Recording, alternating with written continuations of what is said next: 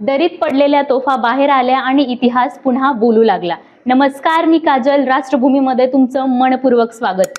गर्द झाडी, खोल दऱ्या आणि अंगावर येणारा सह्याद्रीचा कडा अशा दुर्गम भागात जेव्हा इतिहास जिवंत होतो तेव्हा अंगावर शहारे येतात।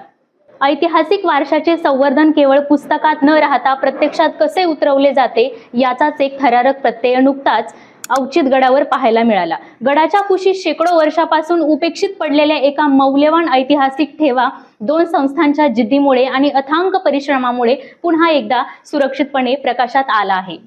अवचित गडाचा ऐतिहासिक वारसा जतन करण्यासाठी दोन अग्रगण्य संस्थांनी एकत्र एका संयुक्त संवर्धन मोहिमेचे आयोजन केले होते। 12 ते 15 जून दरम्यान गड अभ्यासक आणि दुर्गप्रेमींनी या गडाची सखोल पाहणी केली। या पाहणी दरम्यान गडाच्या एका अत्यंत दुर्गम आणि खोल दरीमध्ये दोन ऐतिहासिक तोफा पडलेल्या आढळून आल्या। या तोफांचे महत्त्व लक्षात घेता त्यांचे जतन करणे ही काळाची गरज होती। कोणत्याही ऐतिहासिक वास्तूला हात लावण्यापूर्वी कायदेशीर बाबी अत्यंत महत्त्वाच्या असतात। त्यामुळे सर्वप्रथम सर्व आवश्यक कायदेशीर प्रक्रिया अत्यंत अचूकतेने पूर्ण करण्यात आल्या आणि त्यानंतरच या महामोहिमेचा नारळ फुटला गेला।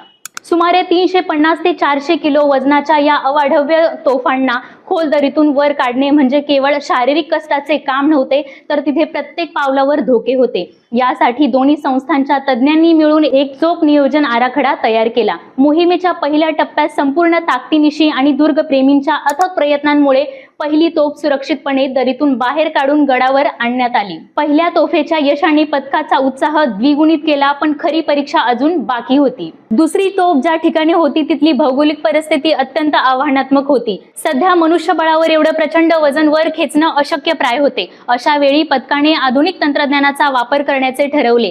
या तोफेला बाहेर काढण्यासाठी टेक्निकल रोप रेस्क्यू प्रणालीचा वापर करण्यात आला। तोफेचे वजन प्रचंड असल्याने दोरखंड बांधण्यासाठी भक्कम आणि अचूक अँकर पॉइंट्स शोधणे गरजेचे होते। एका छोट्या चुकीमुळे संपूर्ण मोहीम धोक्यात येऊ शकत होती।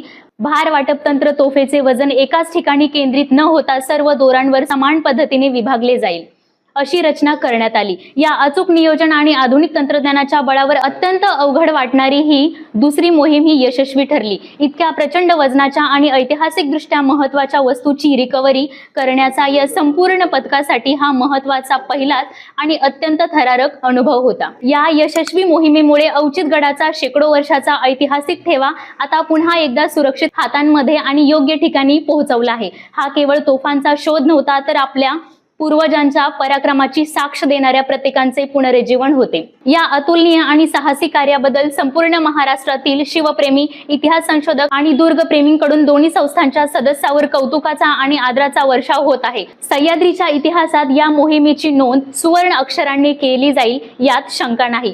सह्याद्रीचा इतिहास प्रत्येक मराठी माणसापर्यंत पोहोचला पाहिजे। त्यामुळेच या व्हिडिओला लाईक करा, मित्रांसोबत शेअर करा आणि राष्ट्रभूमी चॅनलला नक्कीच सबस्क्राईब करा।